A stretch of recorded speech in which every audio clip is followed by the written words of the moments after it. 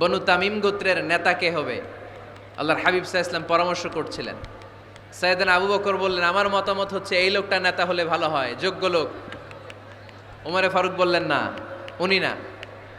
আবু বকর যেটা বলেছে ওইটা না, আমার মনে হয় এই লোকটা নেতা হলে ভালো হয়। আবু বকর বললেন, না ওমর তুমি বুঝো না, আমি যারে বলছি সে ভালো।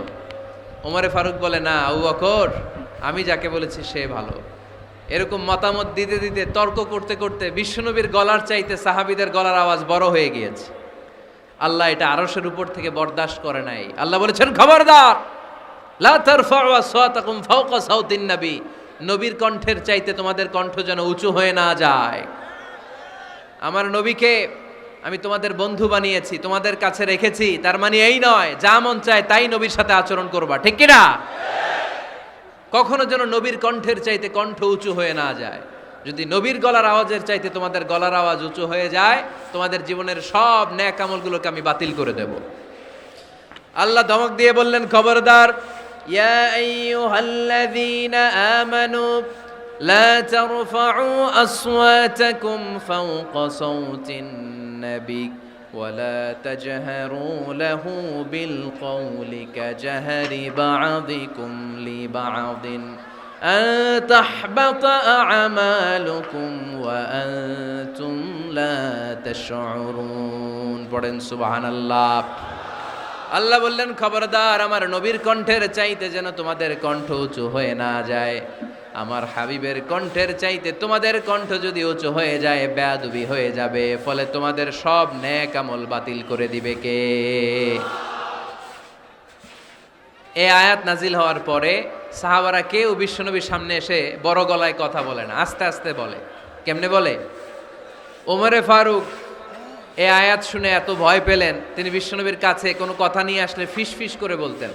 বিশ্বনবী শুনতে পেতেন না, বলতেন, এই ওমর কি বলছো, বুঝি নাই, জোরে বলো। ওমরে ফারুক সাউন্ড বাড়িয়ে জোরে বলতেন। বিশ্বনবী বলতেন, এই কি বলেছো, এদিকে আসো, জোরে বলো, আমি শুনতে পাচ্ছি না, ওমর আরো জোরে বলো। ওমরে ফারুক আবার একটু সাউন্ড বাড়িয়ে আবার বলতে আরম্ভ করতেন। বিশ্বনবী বলতেন, আমি শুনতে পাচ্ছি না, জোরে বলো। সুবহানাল্লাহ পড়েন। ভয়ে, আন তাহবাতা আমালুকুম ওয়া আনতুম লা তাশউরুন, খবরদার, নবীর কণ্ঠের চাইতে যদি কণ্ঠ উঁচু হয়ে যায়, সব নেক আমল বাতিল করে দিবে কে? আপনারা যারা হজ উমরা করেছেন, হজ আর উমরা করতে পেরেছেন কারা কারা দেখি? মাশাআল্লাহ। যারা করতে পারি নাই আমরা, আমাদেরকেও যেন আল্লাহ তাআলা তৌফিক দান করে, আমরা পড়ি আমিন। আমরা যেন কাবার চারপাশে তাওয়াফ করতে পারি, সাফা মারওয়ায় যেন সাই করতে পারি, আল্লাহর হাবিব সাল্লাল্লাহু আলাইহি ওয়াসাল্লামের কবরের সামনে দাঁড়িয়ে যেন আমরা সালাতু সালাম পাঠ করতে পারি। আওয়াজ করে পড়তে হবে আমিন। বিশ্বনবী সাল্লাল্লাহু আলাইহি ওয়াসাল্লামের কবরের উপরে এই আয়াতটা লেখা, যে আয়াত নিয়ে আমি এখন আপনাদের সামনে আলোচনা করছি, লা তারফাউ আসওয়াতাকুম ফাওকা সাউতিন নবী। দেখছেন না হাজী সাহেবরা, দেখে আসছেন না? আপনি যখন মসজিদে নববীতে নামাজ পড়বেন, আল্লাহর হাবিব সাল্লাল্লাহু আলাইহি ওয়াসাল্লামের কবর জিয়ারতের জন্য যখন রওনা হবেন, সর্বপ্রথম বাম দিকে পড়বে রাউদাতুম মিন রিয়াদিল জান্নাহ। এই জায়গাটা হলো দুনিয়ার বুকে জান্নাতের বাগান সমূহ থেকে একটা বাগান। আপনি হাঁটতে থাকবেন, হাঁটতে হাঁটতে রাউদাতুম মিন রিয়াদিল জান্নাহ পার হওয়ার পরে বাম দিকে পড়বে বিশ্বনবীর কবর। বিশ্বনবীর কবরের সামনে দাঁড়িয়ে কোনো উম্মত সহ্য করতে পারে নাকি? ধৈর্য ধারণ করতে পারে নাকি? আজীবন যেই নবীর কথা শুনলাম, আজীবন যেই নবীর হাদিস চর্চা করলাম, আজীবন যেই নবীর ভালোবাসা হৃদয়ের মধ্যে ধারণ করলাম, ওই নবী নাকি এই জায়গায় শোয়া, ওই নবী নাকি এখানে শুয়ে আছে, এটা কল্পনা করলে কোনো উম্মত ধৈর্য ধারণ করতে পারে? কলিজাটা ছিঁড়ে খান খান হয়ে যায়, চিৎকার দিয়ে নবীরে ডাক দিতে মনে চায়। কিন্তু আল্লাহ বলেছেন, খবরদার, কবরের উপরে এই আয়াতটা লেখা, লা তারফাউ আসওয়াতাকুম ফাওকা সাউতিন নবী, খবরদার, এটা নবীর দরবার, এখানে বড় গলায় চিৎকার চেঁচামেচি করে কোনো আওয়াজ করা যায় না। চিল্লায় বলেন ঠিক কি না? এজন্য আল্লাহ বললেন, লা তারফাউ আসওয়াতাকুম ফাওকা সাউতিন নবী, খবরদার, নবীর কণ্ঠের চাইতে যেন কণ্ঠ উঁচু হয়ে না যায়। এই আয়াতের হুকুম আল্লাহর হাবিব সাল্লাল্লাহু আলাইহি ওয়াসাল্লামের জীবদ্দশা অবস্থায় যেমন ছিল, ঠিক এখনো এটারে বলবৎ রেখেছে কে? তাই ওইখানে আল্লাহর হাবিব সাল্লাল্লাহু আলাইহি ওয়াসাল্লামের কবরের সামনে বুক ফেটে কান্না আসে, আমার নবী, আমার পেয়ারা নবী এখানে, পেয়ারা রাসূল শুয়ে আছে, এটা জেনেও আমি চিৎকার দিতে পারি না, আমি হই হুল্লোড় করতে পারি না, আমি লাফাতে পারি না, আমি শুধু চোখের পানি ছেড়ে আমার নবীরে সালাম পাঠাতে পারি, ঠিক কিনা?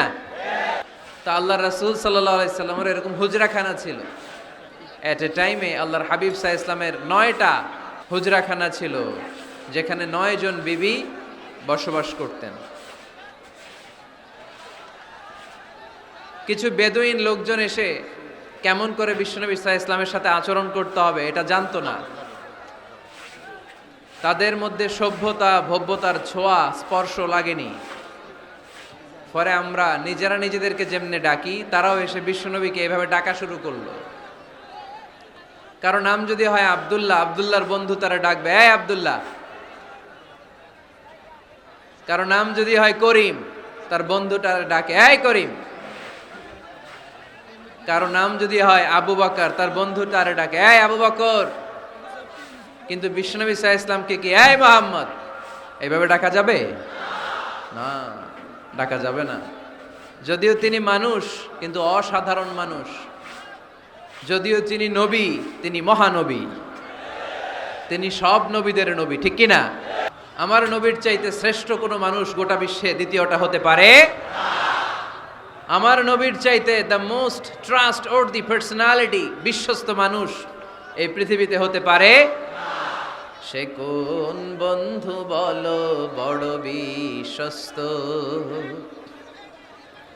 সে কোন বন্ধু বলো বেশি বিশ্বস্ত, কার কাছে মন খুলে দেয়া যায়, কার কাছে প্রাণ খুলে দেয়া যায়,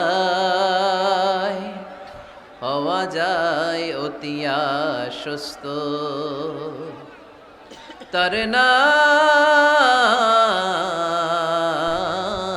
আহমদ বড় বিশ্বস্ত। সুবহানাল্লাহ পড়েন। আল্লাহ শিখাতে চাইলেন, এই বেদুইন লোকেরা সাবধান, যাকে তোমরা ডাকছো তিনি সাধারণ মানুষ নন।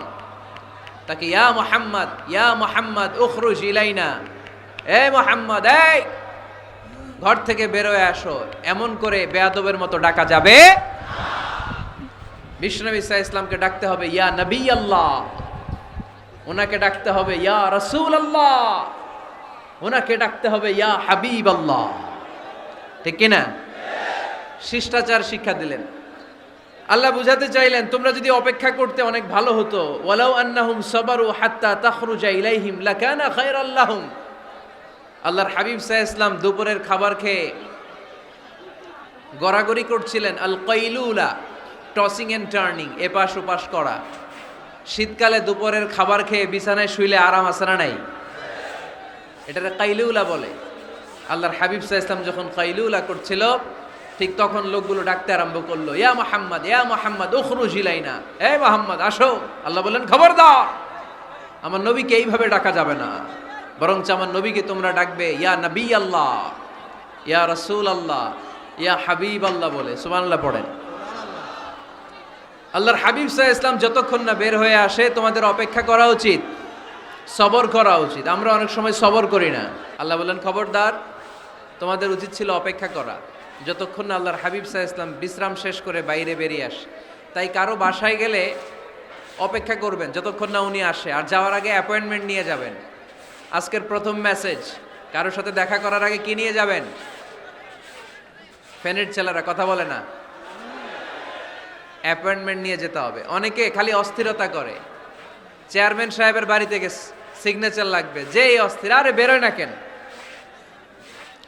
চেয়ারম্যান সাহেব আসে না কেন, এতক্ষণ ধরে বসে আছে। এরকম বিরক্ত, খালি কমপ্লেইন করে, অভিযোগ করে, এরকম কিছু লোক আছে না নাই? এজন্য বিশ্বনবী বললেন, খবরদার, কারো ঘরে যাওয়ার আগে সালাম দাও, পাশাপাশি অনুমতি চাও। এক সাহাবী দাঁড়িয়ে বললেন, ইয়া রাসূলুল্লাহ, ইয়া হাবিবাল্লাহ, আমার ঘরে আমরা কেবল দুইজন থাকি, দুইটা ঘর, এক ঘরে থাকে আমার আম্মা, আরেক ঘরে থাকে আমি। আফাস্তাদিনু আলা উম্মি, আমি কি আমার মায়ের ঘরে ঢোকার আগে অনুমতি নেওয়া লাগবে নাকি? নবী, হে, দুইটা রুম আমার ঘরে, এক রুমে আমি, আরেক রুমে আমার মা। আফা আস্তাযিনু আলা উম্মি, আমার মায়ের ঘরে যাওয়ার আগে অনুমতি নেওয়া লাগবে? আনা খাদিমুহা, আমি তো তার খেদমত করি, মায়ের ঘরে যাইতে অনুমতি লাগবে? বিশ্বনবী বললেন নাম ইস্তাযিন আলাইহা, হ্যাঁ অবশ্যই মায়ের ঘরে ঢোকার আগে অনুমতি নিয়ে ঢুকবা। সুবহানাল্লাহ পড়বেন না? সাহাবী বললেন ইয়া রাসূলুল্লাহ, তিনি তো আমার মা, অনুমতি লাগবে কেন? বিশ্বনবী বললেন আতুহিব্বু আন তারাহা উরিয়ানাতান, ও সাহাবী তুমি কি তোমার মাকে উলঙ্গ দেখতে পছন্দ করো নাকি? সাহাবী বললেন না, কশিন কালেও নয়, আমি কখনো আমার মারে উলঙ্গ অবস্থায় দেখতে পছন্দ করব না। বিশ্বনবী বললেন তাহলে অবশ্যই অনুমতি নিয়ে ঢুকবা। যদি মারে উলঙ্গ দেখতে মনে না চায় তাহলে ঢুকবা, কারণ ঘরের ভিতরে কে কখন কোন পরিস্থিতিতে থাকে তার কোনো হিসাব আছে? এজন্য সালাম দিবেন, নক করবেন, অনুমতি চাইবেন, তখন নিজেকে নিজে ভিতরে যারা আছে মহিলা হোক পুরুষ হোক সামলে নিবে, গুছিয়ে নিবে, তারপরে আপনাকে ঢুকার ব্যবস্থা করে দিবে, ঠিক কিনা? তাহলে মায়ের ঘরে ঢুকতে হলে যদি অনুমতি লাগে, তাহলে বোনের ঘরে ঢোকার আগে অনুমতির দরকার আছে না নাই? আল্লাহ তাআলা বলছেন খবরদার যারা বিশ্বাসী বলে নিজেদেরকে দাবি করো, আল্লাহ আল্লাহর রাসূলের নিয়মের বা আইনের উপর দিয়ে টপকে যেও না। আল্লাহ আল্লাহ রাসূল যেটা বলেছে এটাই ফাইনাল, ঠিক কিনা? রব্বুল আলামিন বলেন ইয়া আইয়ুহাল্লাযীনা আমানু লা তুকদ্দিমু বাইনা ইয়াদাইল্লাহি ওয়া রাসূলিহি ওয়াত্তাকুল্লাহ ইন্নাল্লাহা সামিউন আলীম। পড়েন সুবহানাল্লাহ। আল্লাহ বললেন যারা বিশ্বাসী বলে দাবি করো, খবরদার আল্লাহর দেয়া বিধান আর আমার নবীর দেয়া বিধান, এই বিধানগুলাই ফাইনাল। এই ফাইনাল কথার পরে মুমিনের কোনো কথা থাকতে পারে? আল্লাহ যেটা বলেছে, আল্লাহ রাসূল যেটা বলেছে সেটাই ফাইনাল। আওয়াজ করে বলতে হবে সেটা কি? এটা ফাইনাল। এরপর আর নতুন কোনো কথা নাই। যখনই বলা হবে আল্লাহ বলেছে, রাসূল বলেছে, আমরা বলবো আমান্না সামি'না ওয়া আতা'না, আমরা শুনলাম, মানলাম, বিশ্বাস করলাম, আমাদের পক্ষ থেকে আর দ্বিতীয় কোনো কথা নাই, ঠিক কি না? এজন্য আল্লাহ বললেন খবরদার আমি আর আমার রাসূল যেটা দিয়েছি সেটাই ফাইনাল। অতিরিক্ত বুঝতে যেও না, ওভার স্মার্ট সাজতে চেও না, আমি আল্লাহর দেয়া নবীর দেয়া বিধানের সামনে অ্যাডভান্স হতে যেও না, কারণ আমি আল্লাহ আর আমার রাসূল যেই নিয়ম দিয়েছি সেটাই ফাইনাল, সেটাতেই বরকত। কোন মুমিন বান্দাবান্দীদের কাছে যখন আল্লাহ আর আল্লাহর রাসূলের কথা বলা হয় তাদের কাছে এটাই ফাইনাল, ঠিক কি না? ওমা কানা লিমুমিনিন ওয়ালা মুমিনাতিন ইযা কাদাল্লাহু ওয়া রাসূলুহু আমরান আইয়াকুনা লাহুমুল খিয়ারাতু মিন আমরিহিম। মুমিন নরনারীর কাছে যখন বলা হবে এটা আল্লাহর কথা, আল্লাহর রাসূলের কথা, এটাই ফাইনাল। সাহাবী বলল আসুমুদ দাহার, আমি সারা বছর রোজা রাখবো, রোজা ভাঙবো না। আরেক সাহাবী বলল আ'তাজিলুন নিসা, আমি আমার বউয়ের কাছে যাব না, আজীবন বৈরাগ্য জীবন যাপন করব। আরেক সাহাবী বলল উসল্লি লাইলা কুল্লাহ, সারা রাত তাহাজ্জুদ পড়ব, ঘুমাবো না। এই কথা শুনে বিশ্বনবী রেগে গেলেন। বিশ্বনবী বললেন কে কে বলেছে এই কথা যে সারা বছর রোজা রাখবে, সারা রাত তাহাজ্জুদ পড়বে, স্ত্রীর কাছে যাবে না? ইন্নী আখশাকুম লিল্লাহি ওয়া আতকাকুম লাহু, নিশ্চয় আমি তোমাদের চাইতে আল্লাহকে বেশি ভয় করি। আমি বিশ্বনবী সবচেয়ে বড় মুত্তাকি, আমি বিশ্বনবী সবচেয়ে বড় বুজুর্গ, আমি বিশ্বনবী সবচেয়ে বড় আল্লাহওয়ালা। তো আমি এত বড় আল্লাহওয়ালা হয়ে আমি 11 জন স্ত্রী রেখেছি, আমি এত বড় আল্লাহওয়ালা হয়ে রাতে তাহাজ্জুদও পড়ি, আবার কিছু অংশ ঘুমাই, আমি এত বড় আল্লাহওয়ালা হয়ে বছরে কিছু সময় রোজা রাখি, মাঝে মাঝে রাখি না। তো আমি ব্যালেন্স করে জীবন ধারণের পরে আমার আল্লাহওয়ালাগিরিতে কোনো সমস্যা হয় নাই, আমার নবী হতে সমস্যা হয় নাই। তোমাদের সমস্যা হলো কেন? তোমরা কোত্থেকে এটা শিখেছো? আমি বিশ্বনবী যেটা শিখিয়েছি এটাই ফাইনাল, এর চেয়ে শ্রেষ্ঠ কোনো কাজ আর হতে পারে না। চিল্লায় বলেন ঠিক কি না? ফজরের ফরজ নামাজ কয় রাকাত? আওয়াজ করে বলেন। বিধানটা কার? আপনি যদি বলেন আমি একটু বাড়ায় পড়বো, 3 রাকাত পড়বো, সওয়াব বেশি হবে না? কারণ আপনি অ্যাডভান্স হয়েছেন। লা তুকদ্দিমু বাইনা ইয়াদাইল্লাহি ওয়া রাসূলিহি, খবরদার আল্লাহ আল্লাহ রাসূলের উপর অ্যাডভান্স হয়েও না। রমাদানের রোজা 30টা, আপনি যদি বলেন 35টা রাখবো, ফেনীর ভাইয়েরা রমজানের পরে আরো 5টা যদি একাধারে রাখেন, রমজান মনে করে আল্লাহ কবুল করবে? কবুল করবে? এই আয়াতের হুকুম শুধু নবীর ক্ষেত্রেই প্রযোজ্য নয়, আব্বা আম্মার ক্ষেত্রেও প্রযোজ্য। আব্বা আম্মার সামনে দাঁড়িয়ে বড় গলায় কথা বলা যাবে? উস্তাদ আল আসাতেজা যারা আমাদেরকে শিখিয়েছেন তাদের সামনে বড় গলায় কথা বলা যাবে না। আধ্যাত্মিক গুরু, ইসলামী আন্দোলনের নেতা, ধর্মীয় নেতা, ওনাদের সামনেও চোখ রাঙিয়ে কথা বলা যাবে না। চিল্লায় বলেন ঠিক কিনা? লা তারফাউ আসওয়াতাকুম ফাওকা সাওতিন নবী। আদব নাই সমাজে, আদব নাই, এজন্য এত মহা সমস্যা। তাহলে প্রথম মেসেজ হচ্ছে আল্লাহ আল্লাহর হাবিব যা বলেছেন ওইটাই ফাইনাল, ওইটার উপরে কোনো কথা আছে? দ্বিতীয় মেসেজ হচ্ছে নবীর দরবারে দাঁড়িয়ে বড় গলায় কথা বলা যাবে। 3 নম্বরে আল্লাহ বললেন, ইয়া আইয়ুহাল্লাযীনা আমানু ইন জাআকুম ফাসিকুম বিনাবাইন ফাতাবায়ানু। ও বিশ্বাসীরা, ও ঈমানদার বান্দারা, তোমাদের সামনে যদি কোনো পাপাচারী, কোনো ফাসেক যদি কোনো খবর নিয়ে আসে, খবরটা বিশ্বাস করার আগে যাচাই করে নিও। ফাতাবায়ানু ইয়ানি ফাতাসাব্বাতু আন সিহহাতিল খবর। খবরটা সহি কিনা যাচাই করার দরকার আছে না নাই? ইন জাআকুম ফাসিকুম বিনাবাইন ফাতাবায়ানু। ফেনীবাসী মনোযোগ দিয়ে শোনেন, কেউ যদি কোনো তথ্য নিয়ে আসে, খবর নিয়ে আসে, শুনেই হুট করে বিশ্বাস করা যাবে না। ফেসবুকে প্রায় বিভিন্ন ফেক নিউজ আছে না নাই? রুমর, গুজব আছে না নাই? আমি তখন মালয়েশিয়া, হঠাৎ করে দেখলাম নিউজের মধ্যে অনেকে স্ট্যাটাস দিতে শুরু করেছে যে পেঁয়াজের মতো লবণেরও দাম বেড়ে গেছে। এটা কি সত্য নিউজ না গুজব? জোরে বলেন। গুজব। আসলে কি লবণের দাম বাড়ছিল? বাড়ে নাই, কিন্তু না জেনেই অনেকে শেয়ার দিছে। এজন্য ফেসবুকে কোনো নিউজ যদি আপনি দেখতে পান, শুনতে পান, verify, justify the news whether it's true or wrong. Check, make a cross check and double check regarding the authenticity of the report. এই রিপোর্টটা সঠিক কিনা ভেরিফাই করবেন আগে, তারপরে শেয়ার মারবেন। অনেকে আছে সিলে কান নিয়ে গেছে, শুই না সিলের পিছনে দৌড়। আগে কি সিলের পিছনে দৌড়াবেন নাকি কানে হাত দিবেন? নিউজ একটা দেখলেই শেয়ার দেয়া যাবে? কি করবেন? যাচাই করবেন। You have to cross check, you have to justify the news, you have to verify the news. আমরা প্রায় নিউজ একটা দেখলেই শেয়ার দেই। হয়তো একটা ভুল নিউজ আপনি শেয়ার দিয়েছেন, এই ভুল নিউজের কারণে পুরো সমাজের মধ্যে গোলমাল, এর দায়ভার আপনার কাঁধেই বর্তাবে। আওয়াজ করে বলেন ঠিক কিনা? এই ভুয়া নিউজগুলোতে আমাদের খুব আগ্রহ। ফেসবুক নিজের মন মতো ব্যবহার করা যাবে না। প্রায় ফেসবুকে অনেক রুমর পাবেন, গুজব, অনেক স্ক্যান্ডাল। অমুক নেতার গোপন ভিডিও ফাঁস। তো অমুক নেতার গোপন ভিডিও ফাঁস, তোর কি হয়েছে? তোর সমস্যা কি? ওইটা তোর শেয়ার দেয়া লাগবে কেন? চিল্লায় বলেন ঠিক কিনা? মানুষের দোষ আমরা গোপন করতে পারি না। মান সাতারা মুসলিমান সাতারাহুল্লাহু ফিদ দুনিয়া ওয়াল আখিরা।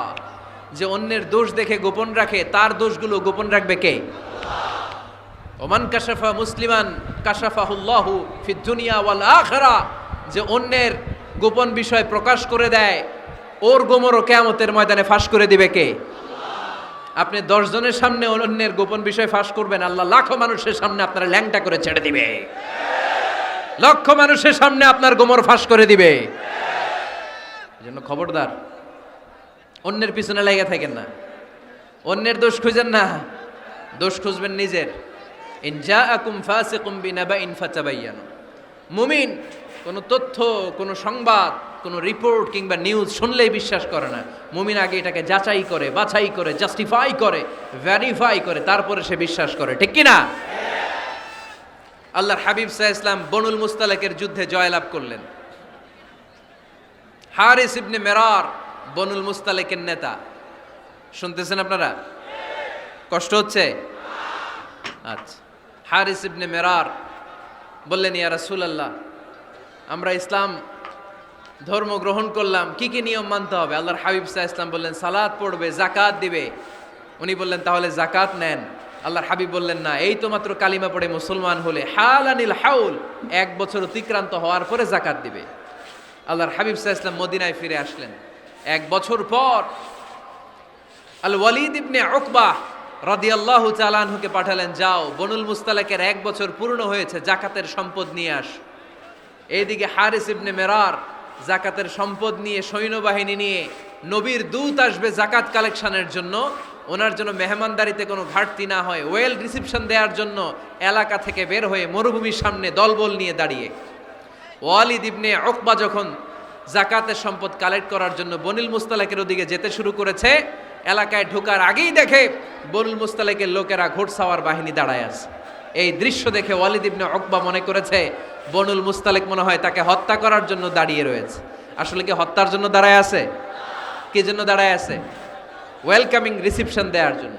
উনি ভয় পেয়ে অ্যাবাউট টার্ন,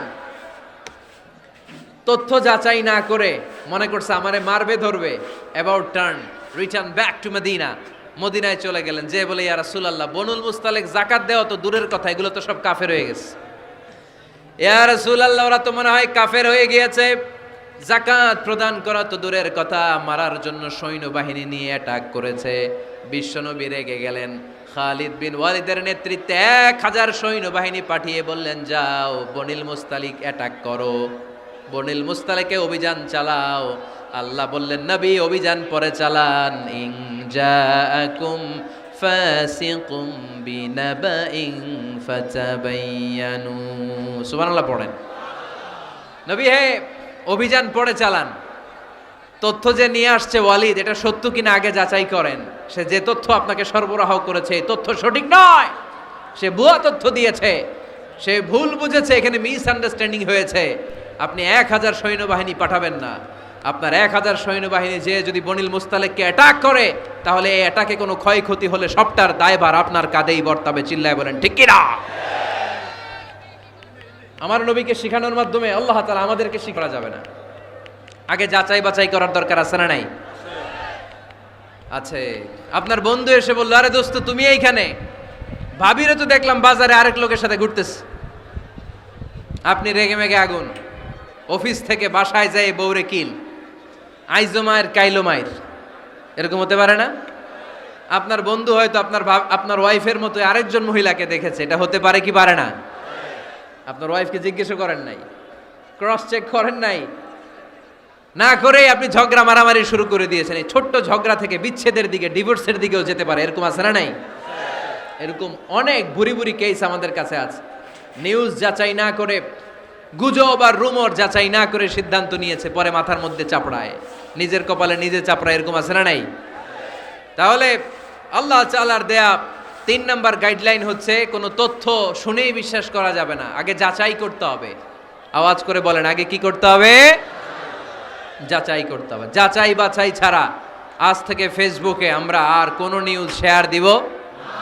দিবেন? মনে থাকবে? আরে এগুলাই তো জরুরি ওয়াজ।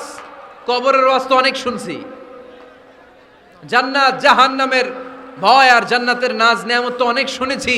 সমাজটারে শান্তিপূর্ণ, ভারসাম্যপূর্ণ করার দরকার আছে না নাই? খবর শুনে আমরা বিশ্বাস করি, যাচাই না করে আমরা বলে বেড়াই না। যাচাই না করে, নিশ্চিত না হয়ে আজ থেকে কোনো নিউজ আমরা ফেসবুকে শেয়ার দিব না। 4 নম্বরে আল্লাহ বললেন, 4 নম্বর গাইডলাইন আল্লাহ দিলেন, ইয়া আইয়ুহাল্লাযীনা আমানু লা ইয়াসখার কওমুম মিন কওম। খবরদার আমার বিশ্বাসী বান্দারা, আমার ইমানদার বান্দারা কেউ কোনোদিন কাউরে ঠাট্টা বিদ্রুপ করে না।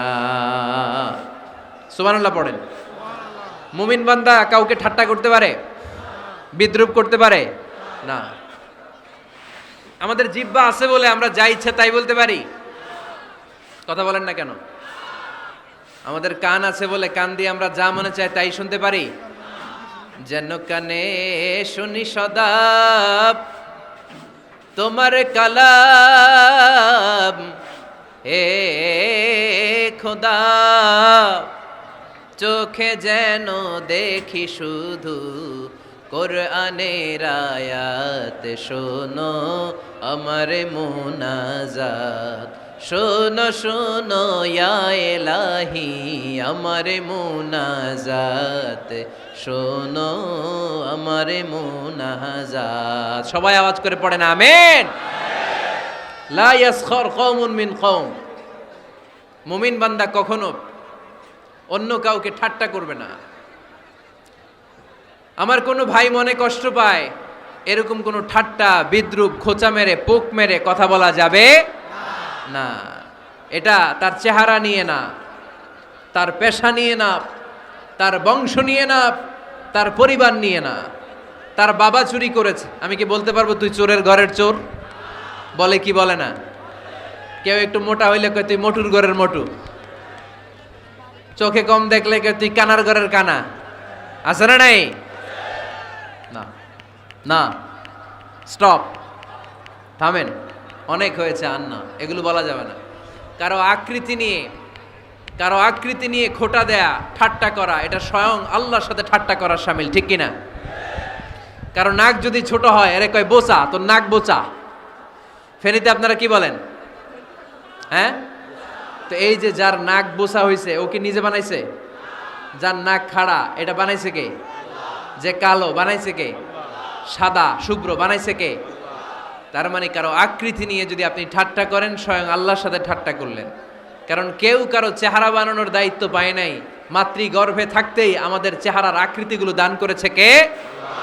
হুয়াল্লাযী ইউসাউইরুকুম ফিল আরহামি কাইফা ইয়াশা লা ইলাহা ইল্লা হুয়াল আজিজুল হাকীম। তিনি এমন সত্তা, তোমরা যখন তোমাদের মায়ের পেটের ভেতরে ছোট্ট একটা ভ্রূণ কণা ছিলা, তখনই তোমাদের চেহারার আকৃতি দিয়েছে কে?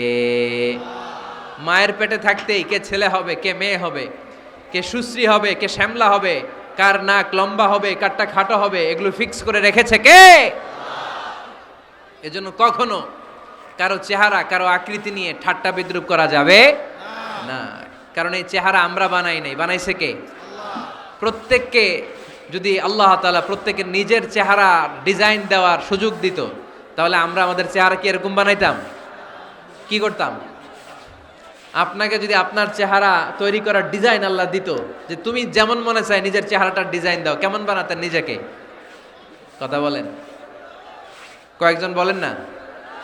হ্যাঁ, সবচাইতে সুন্দর করে আমি আমার অবয়বটাকে তৈরি করতাম। কোন নারীকে যদি তার চেহারার ডিজাইন তৈরি করার সুযোগ আল্লাহ দিতেন, সে নারী তাকে বিশ্ব সুন্দরী করে তৈরি করত, ঠিক কিনা? এটা আল্লাহ আমাদেরকে দেয় নাই, এটা আল্লাহ তাআলা নিজ হাতে রেখেছে, নিজে করেছে। তাই কারো আকৃতি নিয়ে ব্যঙ্গ করলে স্বয়ং আল্লাহর সাথে ব্যঙ্গ করার শামিল। চিল্লায় বলেন ঠিক কিনা? সাইয়েদনা ইবনে মাসউদ রাদিয়াল্লাহু তাআলা আনহুর পায়ের নলা ছিল চিকন। হাদিসে এসেছে দাকিকুস সাকাইন, ওনার পা দুইটা ছিল চিকন। খেজুর পাড়ার জন্য ইবনে মাসউদ রাদিয়াল্লাহু তাআলা আনহু যখন খেজুর গাছে উঠলেন, সাহাবারা সাইয়েদনা ইবনে মাসউদের পা দেখে হাসাহাসি শুরু করে দিল। বিশ্বনবী বললেন, খবরদার খবরদার, ইবনে মাসউদের চিকন পা দেখে তোমরা হেসো না। ইবনে মাসউদের চিকন পা দেখে তোমরা হাসো। কিয়ামতের ময়দানে ইবনে মাসউদের এই চিকন পা গুলো যদি মিজানের পাল্লায় রেখে দেওয়া হয়, এই পা দুইটার ওজন উহুদ পাহাড়ের চেয়ে ওজনওয়ালা হয়ে যাবে। এজন্য খবরদার, জিহ্বা আছে বলে যে কোনো কমেন্ট করবেন না। এই আবার কি হইছে, দেখ আওয়াজ কেন? হ্যাঁ, আর কি দেখবেন? এখনই তো বিদায় নেব আমি, চুপ করেন না, এবার থামেন। জিহ্বা আছে বলেই যে কোনো ধরনের মন্তব্য করা যাবে না। আল্লাহর হাবিব সাল্লাল্লাহু আলাইহি ওয়াসাল্লাম বলেছেন, মাইয়াদমান লি মা বাইনা লিহিয়াইহি ওয়া মা বাইনা রিজলাইহি আদমান লাহুল জান্নাহ। ও আমার উম্মতেরা, তোমাদের মধ্য থেকে কেউ যদি আমাকে দুইটা অঙ্গের গ্যারান্টি দেয়, কয়টা অঙ্গের? সবাই বলতে হবে, কয়টা? আমার কোন উম্মত যদি আমাকে দুইটা অঙ্গের গ্যারান্টি দেয় যে তারা এই দুই অঙ্গের পাপ করবে না, আমি তাদেরকে জান্নাতের গ্যারান্টি দেই। এক নম্বরে মা বাইনা লিহিয়াইহি, দুই চোয়ালের মাঝখানে যা থাকে মানে জিহ্বা। আমার কোন উম্মত যদি আমার গ্যারান্টি দেয় জিহ্বা দিয়ে কোনো মিথ্যা বলবে না, কাউরে বাজে কথা বলবে না, ঠাট্টা বিদ্রুপ করবে না, জিহ্বা দিয়ে যে এই পাপ কাজগুলো হয় এগুলো করবে না, আর দুই রানের মাঝখানে যে অংশ আছে লজ্জাস্থান, এই দুইটা অঙ্গের গ্যারান্টি যদি আমার কোন উম্মত আমারে দেয়, আমি আমার ওই উম্মতকে জান্নাতের গ্যারান্টি দিয়ে দেব।